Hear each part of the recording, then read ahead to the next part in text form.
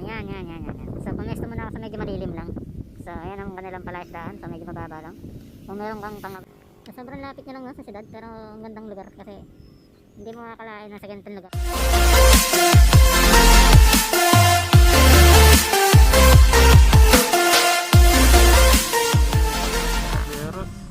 Dito ako ngayon sa Dampalit, Malabon. Nabutas ang area ko. So meron lang akong isang ligaw na Malabon. Kaya inuna ko na to pagkagaling sa hub. So yun nga, kapunta ako dito sa Malabon at so medyo pumukaw ng aking pansin ang lugar na itong Dampalit. Palaisdaan siya, no? So napakaganda, kaya hinintahan ko muna. So may nakita tayong mga nangingisda rin, no? So siyempre kahit paano, kahit sino naman yung gusto yung makatipid sa buhay, so may huli atas kuya. So tara, asamahan nyo ako mga pera. Yan. So pumesto muna ako sa medyo malilim lang. So ayan ang kanilang palaisdaan. So medyo mababa lang. Kung meron kang pangawil, pwede naman siguro, open sila ata.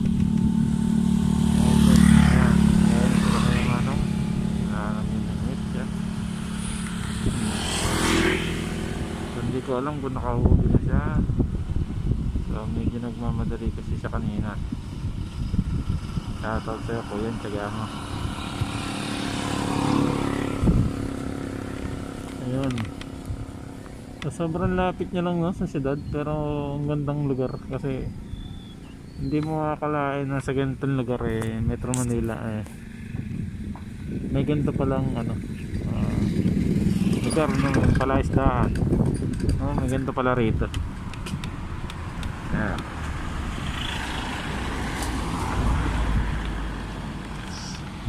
So inintahan ko muna siya ng konti para medyo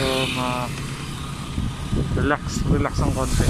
So kasi pag nakakita ako ng mga ganitong lugar ng mga bears, talagang para ako nare-relax ng gusto. Tatanggal stress, pagod, puyat. So kahit dito ko na matulog ng tanghali, so parang napakasarap ng hangin.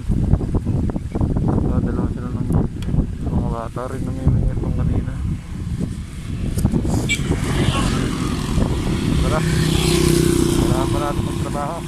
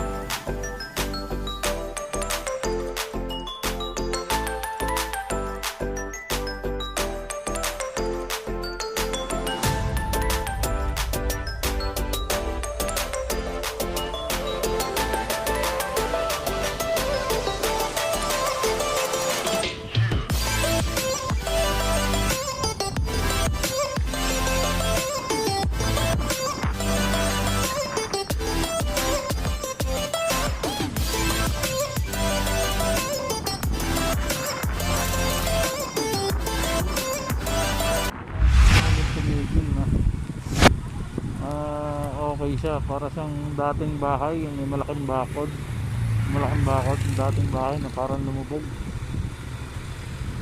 no? Ayan, bakod ko siya, lumubog na, ginawa na lang pala isdahan. So dati siyang bahay.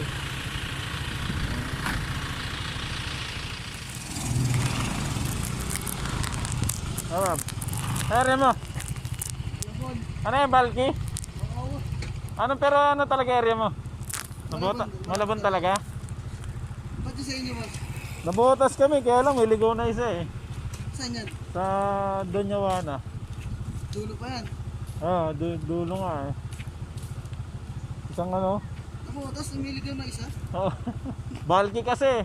Balik ibigay? Oo, naubos na yung parcel. Putik na, nagkakaubusan na ng parcel. Yung pouch? Tapos ba sa inyo? Ano ba sa inyo balaki? Hindi, rider talaga na kaya lang, naubos yung parcel ng hindi ko alam kung ubos talaga Nagbigay ng ano, ngayon nagbibigay na kasi ng bulky ngayon, nagsasama na. Oo nga. Gara nga, putik na yun. Pati akong may area, nadamay. Oo. Dami ng ano. Dami ka. Si Boss J ang ano niya, no? TL nyo. Ha? Si Boss J. J. JR, si Kachero. Hindi. Si Sino? ano? Si Mambing. Ah, sabagay ano kayo, bulky, no? Oo. Si Bingi may maliit na may kulay. Ah, Ito. Kita. Boss, punta mo na doon niya, ano? Ayun, nagkaroon tayo ng isang usap. So, bigyan niya tayong idea kung saan na sa pabanda, medyo dulo pang araw, no? Doon niya, na medyo dulo pa. So at least may nakausap tayo na kasama natin ng ka-rider.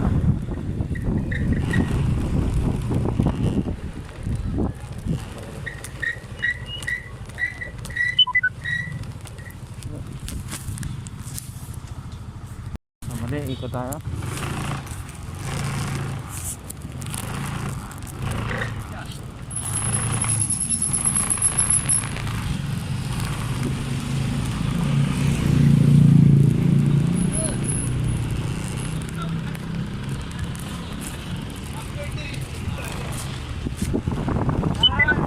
Pagkaraan ng 200 metro.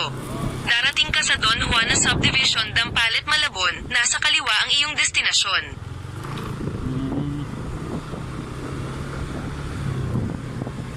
Okay. So ang hinahanap natin ngayon,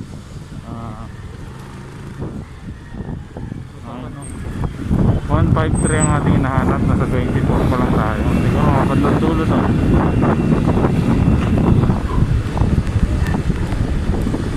Nakarating ka na. Nasa kaliwa mo ang destinasyon. 153. Sorry ka, guys.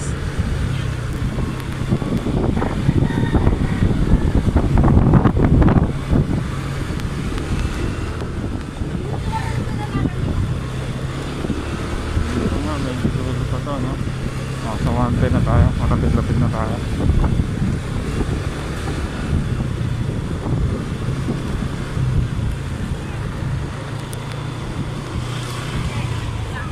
Uy! Ano doon?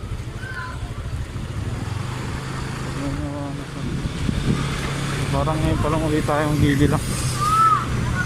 Ito palang yung number na hinahanap natin. Subdivision Danyawanas.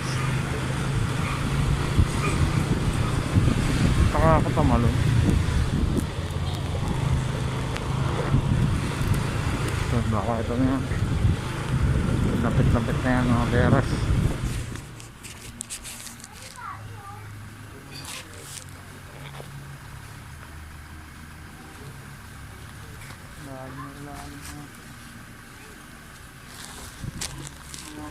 Touchdown, one customer. So may isa pa tayong Malabon, no? So unahin na muna natin yan, tapos tatlong nabotas. Tara. Yun na nga mga beras. Tapos na natin isa. So ngayon papalik tayo, same road, Dapalit, one way out ka tata, tsaka one way in. So yung mga bahay dito is sobrang baba, kaya binaha. So pa rin ang mga swimming. Yan. Dito yung isa mapapansin mga kaya.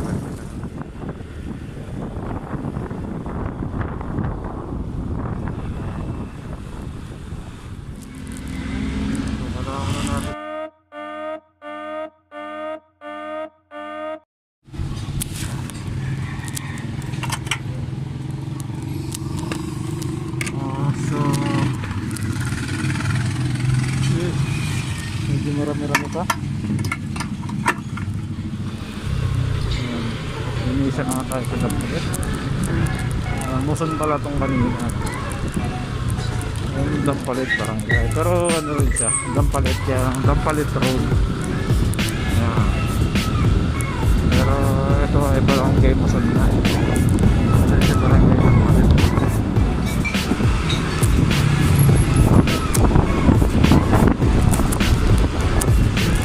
Pati Paseo Dapalit.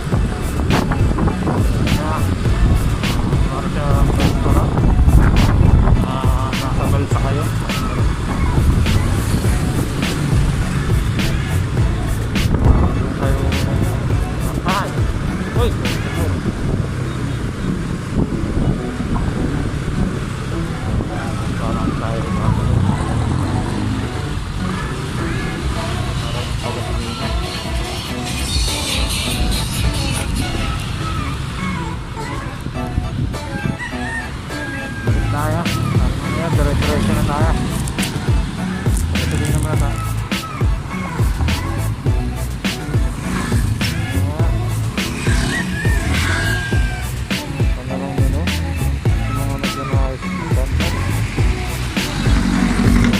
magbalak. Kaya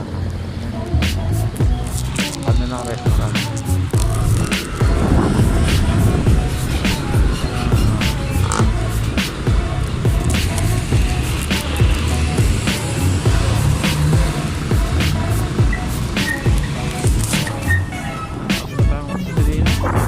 Sabay ko na mga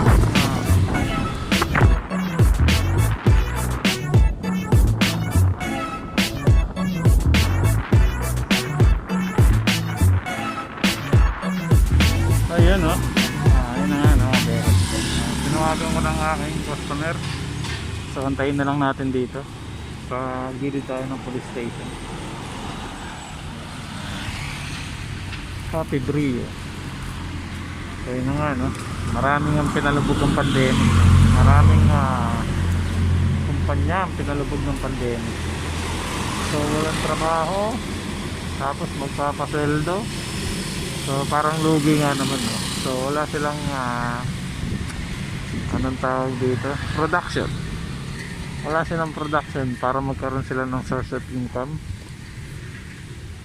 So abono lang mga company. Yung may mga ibang company na mabait talaga, mayayaman, so bayad pa rin sila. Pero yung mga asa lang din sa bayad ng kumpanya bago pasakot. So talagang lugi. So maraming ganun no. So maswerte na talaga yung iba nakakabiyahe. Ultimo nga kaming mga tricycle driver no. Hindi nyo na itatanong, dati rin akong tricycle driver. So pinadapa rin kami ng pandemic. So hindi rin kami pinabiyahe, bawal bumiyahe, bawal magsakay. Kahit isa nung kasagsagan ng pandemic. So kailangan huminto, walang source of income. So nga. So kailangan mag-isip ng ibang paraan na para kumita. So kahit kung ano-ano nang pinasukan, kumita lang konti. So makasurvive lang. Yan ang aking mga delivery item. 4 na peraso. So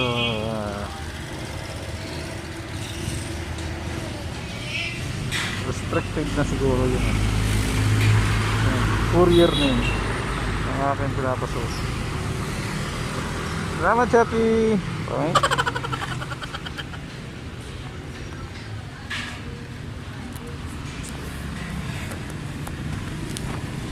Ito ang aking mga naging katuwang sa buhay no? Sagsagan ng pandemic. Si Nixie, medyo marami na rin siyang iniinda. Wala pa akong may pakain sa kanya. Pero gagawa natin yun ng paraan. Diyan tayo, yan ang pinagkukuha na natin ng kabuhayan. 2 touchdown. So 3 na lang no? So yung 3 is sa amin na itong lugar. So inuna ko lang talaga yung malayo. So along the way naman din kasi galing akong Valenzuela. So konti na lang po problemahin ko. 3 na lang, 3 magkakalayong lugar. So niya. So yeah. So salamat sa pagsama sa akin. So ingat sa inyo lahat. Bye bye. Pasupport lang ako mga bear. Smile. Sure. Subscribe.